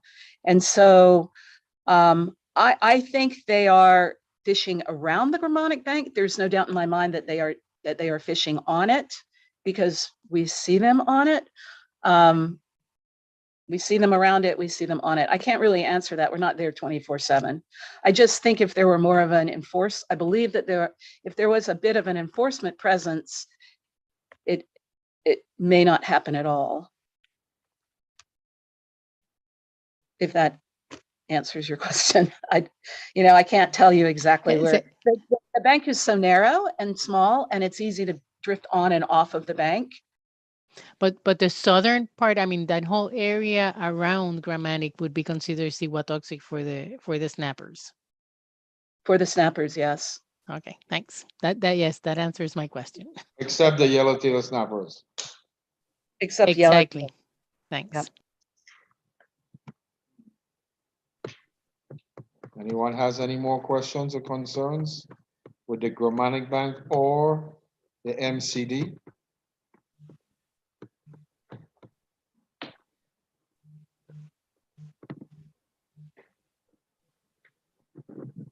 Well, Does the anyone question else? Yes, to go the ahead. group is whether you all agree and support Julian's presentation and the topics that he just put together in this presentation. This is important because the three chairs of the DAPs will need your support, suggestion, and comments. So both the chair and the chair of the council can address this at the meeting in April.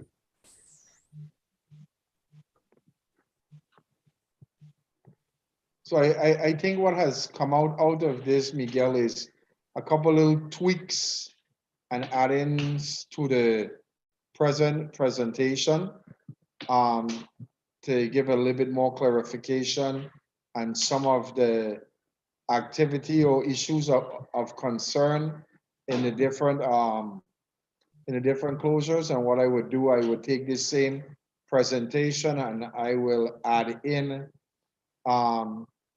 the bullet points, and I would have them highlighted to what the committee recommended throughout each discussion, and that would be included in the presentation that was just given, that was also given at the February 9th meeting. Do you all agree with that? Anybody has an issue? If I don't hear an issue, I will move forward with, you guys are giving me the permission to move forward with this presentation and with the add-ins of the comments or concerns that were given today. Do I need to have everyone vote one by one, Miguel? No, if you can say if anybody, has everybody, if they are all agree, say aye, and you move forward with it. Does everybody agree, say aye? Aye. Any objections? Any abstentions? Okay, we move forward. Okay, So go ahead. in the agenda, you have all the business. And So that's what I was going to say. Is there anything in other business that anybody would like to bring forward to the table for discussion today? Or is there an issue that is lying out there that you would like to have clarified at this meeting or another meeting? This is the opportunity to bring it forward. So the floor is open. Julian, if I may, one question that has been asked to me by several officials from Puerto Rico and around is about the island-based FMPs. We have Maria with us here. She may be able to address a little bit a briefing of what is the status of the island-based FMPs. You know, because of COVID and all that, we have not been able to work as we wanted with the milestones of all this implementation of the island-based FMPs. But Maria is going to give a presentation to the council in April about this. So Maria, do you have anything very brief? Do you think that the island-based FMP could be implemented by sometime this year? And also the Alida Ortiz and the advisory panel on outreach and education, they are going to be preparing educational material based on Chapter 5. That is where the island-based FMPs explain what this is all about, the species involved, etc. And the plan, as you know, was approved on September 29th last year, September 2020, and it's approved, but now it's in the phase of being implemented. So Maria, do you have anything that we can say to the group at this time, or shall you wait? Should we wait until your presentation in April? This is Maria Lopez. So at this time, we're making huge progress towards finally getting this to headquarters for their review and on publication. So I'm hoping that at the April meeting, I will have something more definitive in terms of right? In terms of dates when the proposed rule could be published, and or at least, like a better idea of when could it be published, and then also depending, once the proposed rule has a date for being published, then we know better when the final rule will be implemented. So we are all hoping to have this final and implemented by the end, before the end of the year. This is I know you guys have heard this before, but this is a very, very long rule. And in terms of the outreach and education, my suggestion will be to meet with Sarah and me to see if we can be of any assistance in putting this together, these materials, outreach education materials together. And I would also wait until the proposed rule is it's ready for publication to see if there's any things in there that that can be taken for outreach as well. Like if there's are any clarifications of any changes or things that, excuse me, give me a moment, please. I'm in a meeting. I apologize. I have my kid here today. So if there's anything in there that we can also include in the outreach and education materials. But that's all I have for now.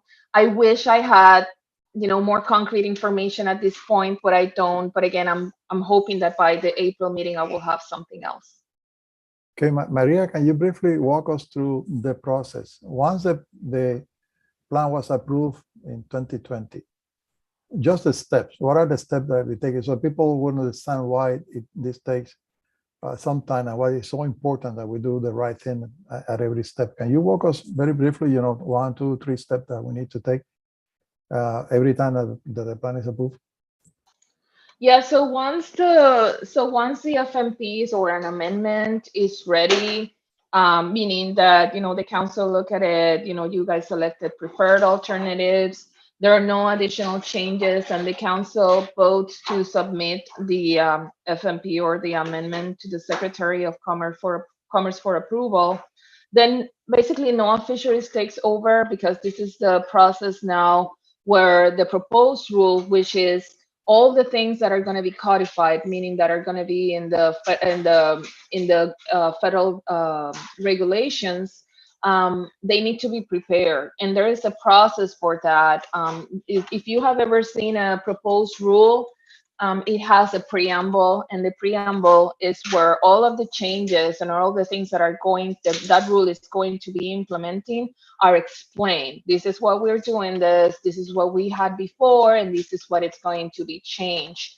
And that's something that we prepare in our office between our branch and the regulations branch, and then and with the lawyers, of course. And then the codified text is what it's included at the end of that proposed rule. And that is what you're going to see in the Federal Register. For example, if there is a seasonal closure that was implemented by X amendment, then you're going to see in the Federal Register at some part that it's referring to St. Thomas or Puerto Rico. It's going to say the seasonal this area is closed from this day to this day, and these are the coordinates. So this is basically what, and these are the activities that you can or cannot do. And that is going to be included in the Federal Register. Now, because it's obviously regulations, they need to have a lot of review to ensure, right, that the information is correct, that the council's intention is well represented in the rules that are going to be implemented. Now, the Secretary of Commerce, usually these things occur kind of like hand in hand, but this time for the FMPs, the Secretary of Commerce approved the island-based FMPs in September 2020. It's just that the proposed rule, because it's so long and has so many new things, remember, these are new FMPs, they're taking a little bit longer. They took a little bit longer to be written, to be drafted, including the preamble. And also the process of review has been very, very extensive, because again, this revamps all of our regulations. So what we have in Chapter 5 of the FMP, as we mentioned earlier, it's basically the summary or all of the things that are going to be included in these new FMPs. The previous chapters are the things that were changed, like where you selected preferred alternatives, etc. So, so that those plans are approved by the Secretary of Commerce. So that's all good in there. And then the proposed rule includes all of the things that are going to be in the regulations. And once those are published, they're going to be published for 30 days. And then you have a chance to review those and make comments. If you make comments, there's going to be instructions on how you can make those comments. And all of the comments will be addressed in the final rule. And then after the final rule, it's published. I believe it's a period of 30 days. We call it the cooling period from when the regulations will be final. And that means that then basically the fishery management plans take over the management of the fishery resources managed by the council, from the Reef Fish FMP, Spiny Lobster FMP, Coral FMP, and Queen Kong FMP. Thank you, Maria. Julian, our idea was that once these proposed regulations are published during the 30 days, we could have a DAP meeting where the members can have a presentation. They would receive a presentation on the proposed rules so they can comment. And those comments can be sent to the appropriate agency, National Marine Fisheries Service, of course, individually or as a group. Because it is important that, because this island-based FMP focus on each one of the different areas, and Thomas and John in this case, that you all are aware of the proposed regulations. In addition, the outreach and education folks will be working, and I thank Maria Lopez for this offer. So Alida, I'm sure she's taking note. So they can have a small meeting to see what the priorities are and what can be presented to the public now. So the public will be more, will be advised, more aware of the regulations proposed, the regulations to come. So thank you again, Maria. I have the hand of Elizabeth Cadison up. I don't know if this is. No, I'm sorry. I just can't figure out how to put it down. There you go. Like technology skills. Okay. Thank you, Maria, for that update. I have a question. I don't know if Graciela can answer, because I think you are a member of the TAP. Can you give us any information on the status of where we are at with the eco-based management plan right now? So I'm not a member of the TAP, and I think Graciela, I'm a support. Our offices, Sarah and I are both support for the TAP. I think Graciela may be able to answer that question. Yeah, that's what I said, Graciela. If Graciela can give us an update if possible.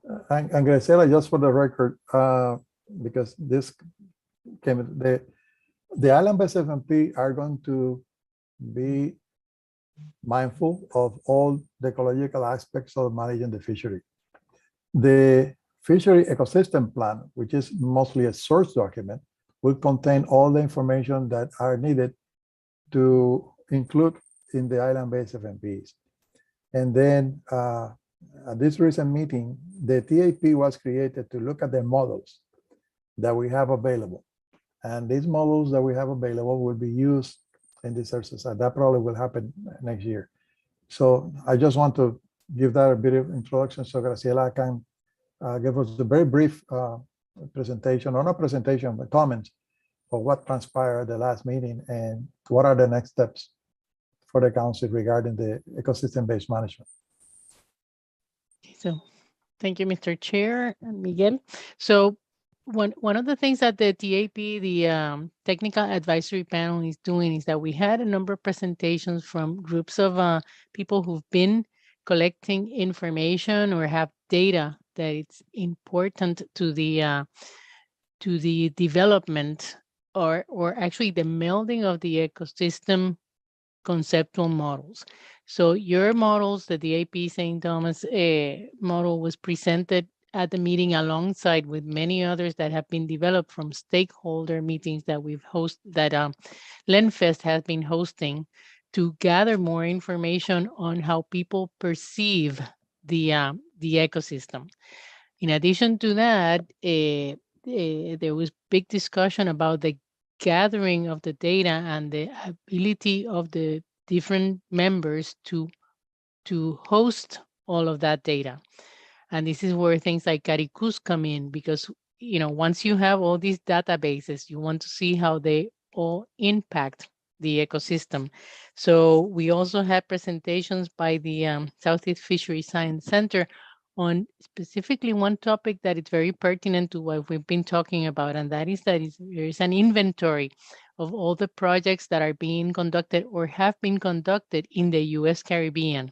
So there is a lot of information that had not been brought to light, and this is what the inventory wants to do. And it's not only the report of the work that was done, but it's also the data that were collected during that time that it's needed in order to complete the interaction between the environment and the actual habitat, or the environment and the fish population, etc. So, the Southeast Fishery Science Center, now with the Caribbean branch that is dedicated to the work that it's being conducted in the U.S. Caribbean, it's doing that, and they are giving the council an update every time we have a meeting, and that update will also be presented to the SSC. It just recently presented to the TAP, and that's one thing that I wrote down, that we need to contact Sean to Elizabeth to have more information, more reports that might be part of the gray literature that it's out there that will provide information for this. So MPAs, it's one of the main topics that the technical advisory panel is looking at, and we are putting a lot of effort into specifically looking at the history of all these MPAs, starting with the EEC ones, but actually how the local or the other federal MPAs contribute to the well-being of the fisheries, or if in fact, as Mr. Chair, you said earlier, they're neutral, or they might have a negative impact. That were the case. So the TAP has been looking at all of the models that are presented. We're looking at the commonalities of all these models across all stakeholders. We're looking at who can carry out certain specific review. For example, the area on the eastern side of St. Thomas, the juvenile nursery grounds. Do we have maps that we can compare to what was there before and what it's there now? So it's like a puzzle. So they are looking at all this information, and we'll have smaller working groups because there is a lot of information that needs to be digested before it can be presented to the panel again.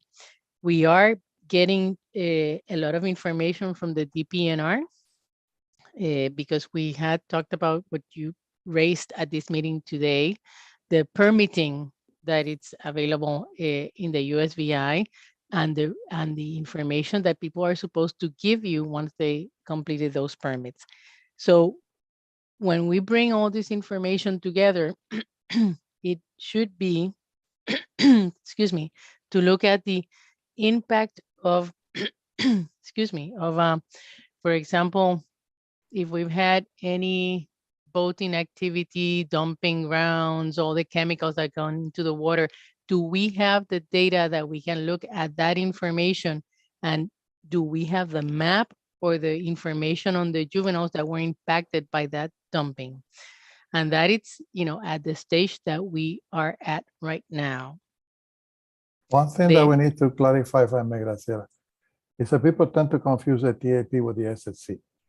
And the TAP was created and can be dissolved when they finish to look at the models that we have, the ecosystem models that we have, and the interaction with those models. And they work with them first, with the Pew Commission, with the Council, or the SSC. And once that is done, then a report is submitted to the Council, final report to the Council, and then the Council decides with National Fisheries area what are the next steps. And the reason that this group was created is because, number one, this group is just scientists working on scientific information, and then, let's say, digesting that information for council presentations. And at each council meeting, we have the chair, and in this case, Dr. Sinai Hapter, give a presentation on what transpired at the meeting before. So let's not confuse the two, because yesterday I have a question also about this in terms of what shall we present to the public in terms of outreach and education that comes from the DAP. And Dr. Ali Ortiz will have a session at the next OAP meeting in the summer, where Dr. Sinai Hapter is going to present to the group the need for outreach and education. What are the topics that the outreach and education will help enhance the deliberation, the discussion of the DAP regarding these models? Graciela, can you tell us the status of the consistent model that was presented by the SSC, LENFES, and Pew? If you know. So yeah, so the information, so to clarify, the TAP will have a presentation to the SSC, and it keeps the SSC updated at every meeting on the steps that they're taking to look at the information. So like, what was I going to say other than that? The ecosystem models were presented to the group. They are part now of, Liahai, correct me if I'm wrong, of 37 different models that have been presented to the TAP, 37 to 44, depending on how you count them. But the SSC, it stands separate from the other models that have been presented because it's an overarching model. It looks at all of the groups of impacts or drivers. Like, for example, it separated the oceanography from the fisheries. It separated the ecological aspects from the fisheries. And that is good because it will serve as the overarching model where all the other models will be put into. Let me see if I can explain myself better.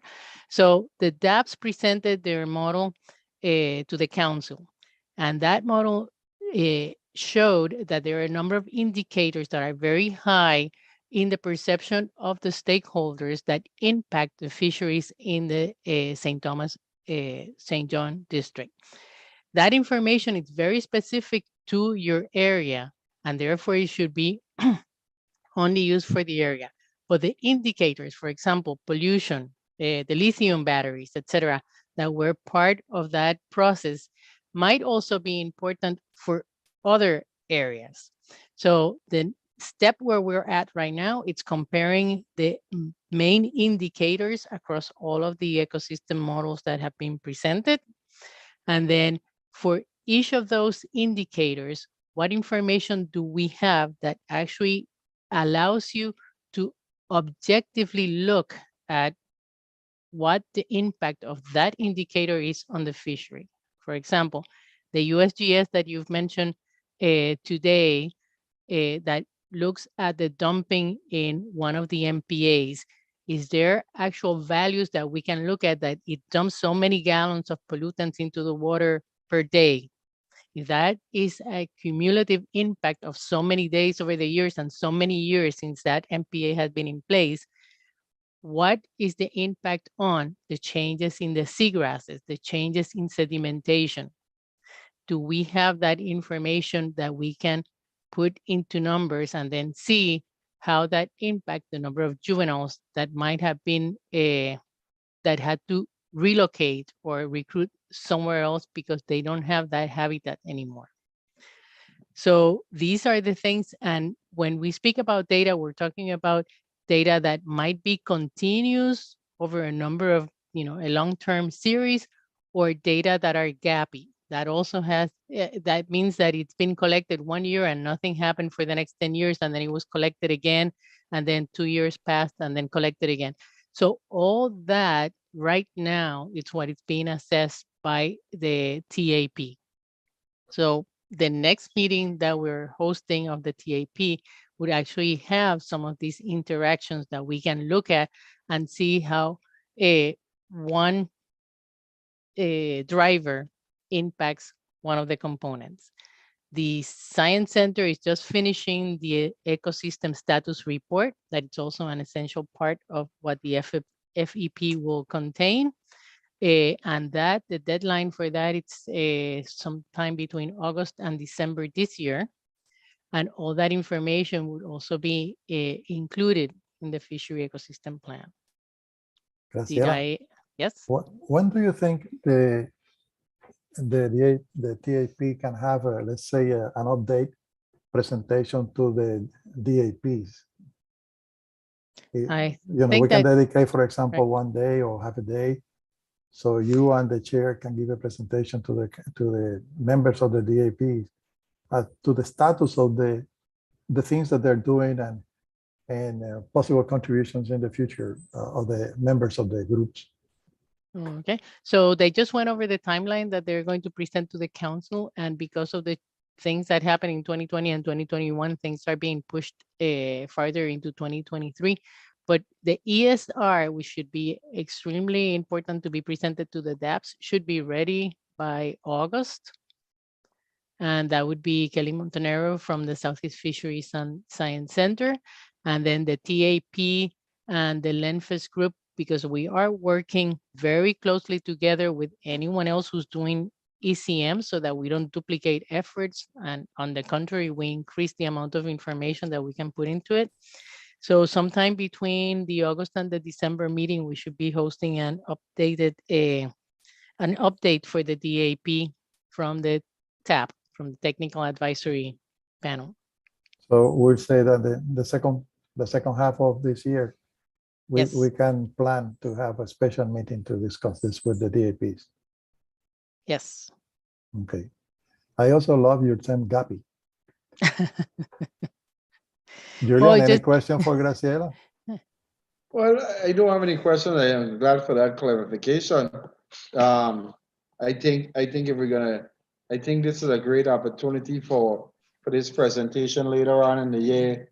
And don't you think it would be good to bring all the 3 DAPs in a room and have this presentation given all at once with the technical advisory panel there in case the committee members want to ask questions?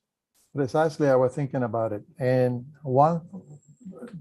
we also have to be mindful of COVID. But the information I got from NOAA, and they are going to tell us more during April and May, is that maybe we might be able to have a hybrid meeting of the 3 panels at a time. So we receive the same information, just what you just mentioned, one presentation. And remember, we had a meeting like that some years ago. So that way the 3 panels will be in the same room, and you can interact and look at the presentation, and then look specifically at those areas of the presentation that will impact your St. Thomas and John, for example, area. So that way we'll be more effective. And then we can learn from each other. Maybe St. Croix may have an idea that Puerto Rico doesn't have, and it's something that should be pursued in the area, and vice versa. So that's what we were thinking. That's exactly why I'm saying that, because I think it would be a great opportunity. Yes, we have done them a couple of times in the past, but I think it's a little different now. We have much more going on and a lot more engagement from the DAPs that I think it's a great opportunity to, especially with the island-based management plans coming out very soon. I think it would be a great opportunity to get everyone together when it's possible, that we can, like you say, pretty much learn from each other and hear what each group concerns are. Yeah, I will plan with Graciela and inform each chair about possible dates for that meeting. Probably will have the meeting will be all our meetings are hybrid, but I hope that by that time most of the membership can travel to Puerto Rico and have the meeting like we had before, a joint meeting. We will keep you posted. Great. So, Mr. Chair, if I may, because Leah just reminded me that we have increased the number to between 40 and 50 conceptual models, but it's very important to state the following. We are looking at the specific stakeholders. So for example, those coastal businesses that have an impact on marine ecosystems. We are looking at the recreational fishers, etc. So their perception of how the ecosystem and what are the issues that are very important. So once you have all this information from as many stakeholders as possible, that's when the when we really need to come back and look at the specificity of the DAP, because you are melding you represent many groups of the industry. So we are using the DAP models as the key to look at how the other ones behave, if I can use that vocabulary. But Yes. again, it's extremely important that, the first group to do this exercise were the DAPs. They are the ones who set the model for how that was going to be carried out into all the other stakeholders. So for that, we are very grateful, and we think that one of the comparisons that we're going to make is to see how well you represent, the DAPs represent all those other interests of industries that have an impact of the marine ecosystem. So that's part of what the TAP decided to do at the last meeting. Thank you. Yes, and with that said, which is very important to ensure that we are capturing all the different areas. What we said earlier in the meeting today, the entities that are supposed to be our support groups also on this meeting need to be present. When we first did the conceptual models, we had the Pew Foundation, we had enforcement, we had the different entities, and it's very, very important to have these entities back on these meetings so we can capture all the aspects of the eco-based management, the conceptual models, as you just stated.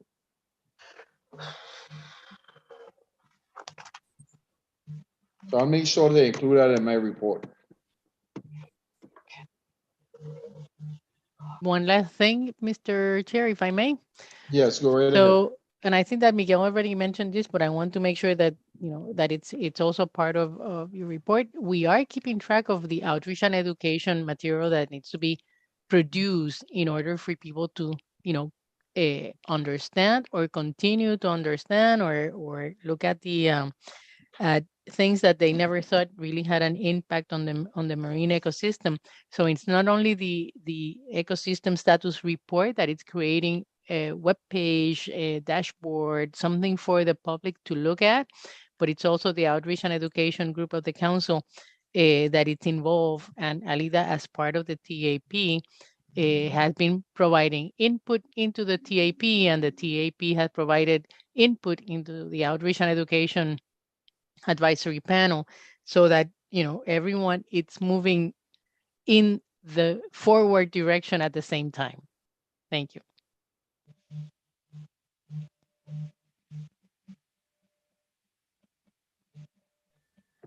Thank you, totally agreed.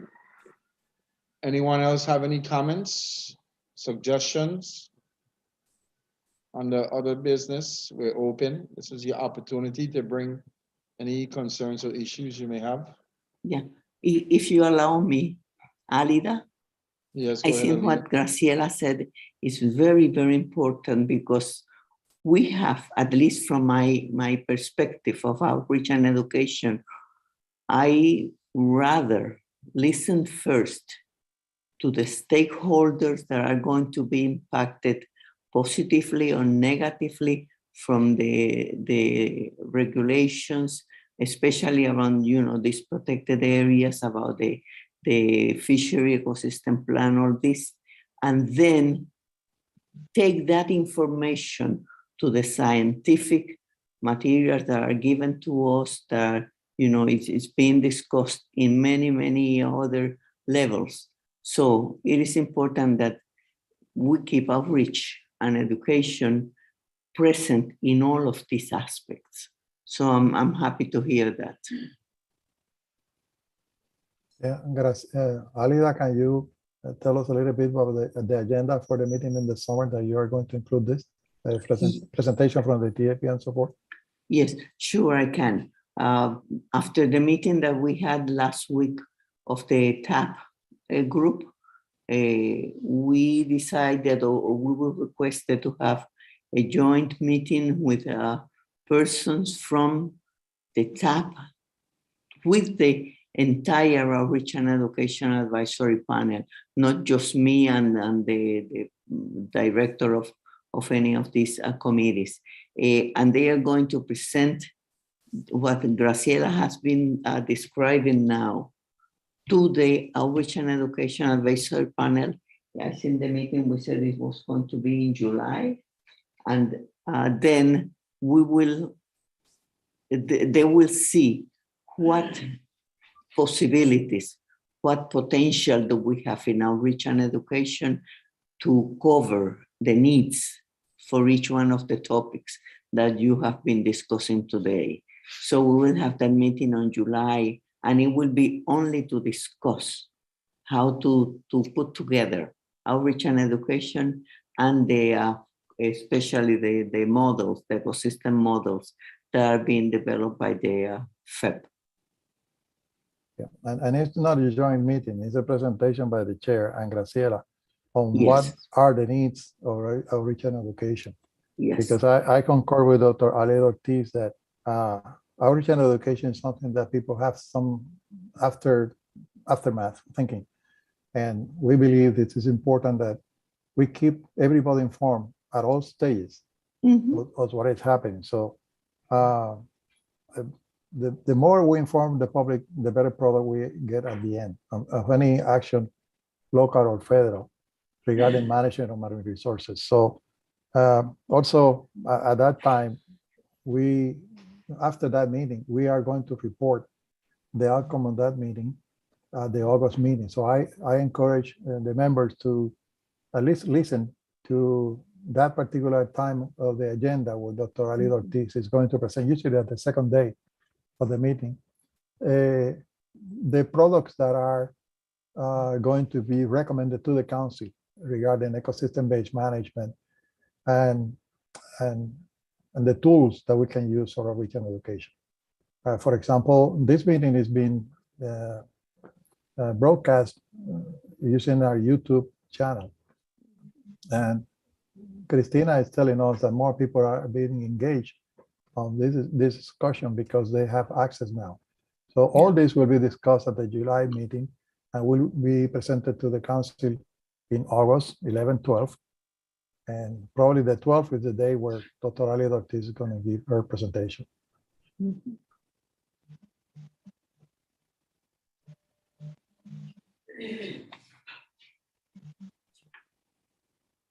Anything else from the group?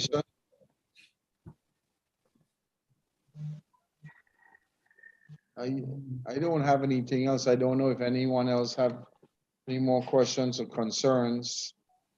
I also reached out to all the commercial fishers that I had contact information and shared the Zoom link with them for this meeting today. So, you know, we can just continue to try to get more participation from those who are not on the committees itself. I know we have a meeting on that later on this month. So, but yes, I did reach out to a lot of people about a meeting today.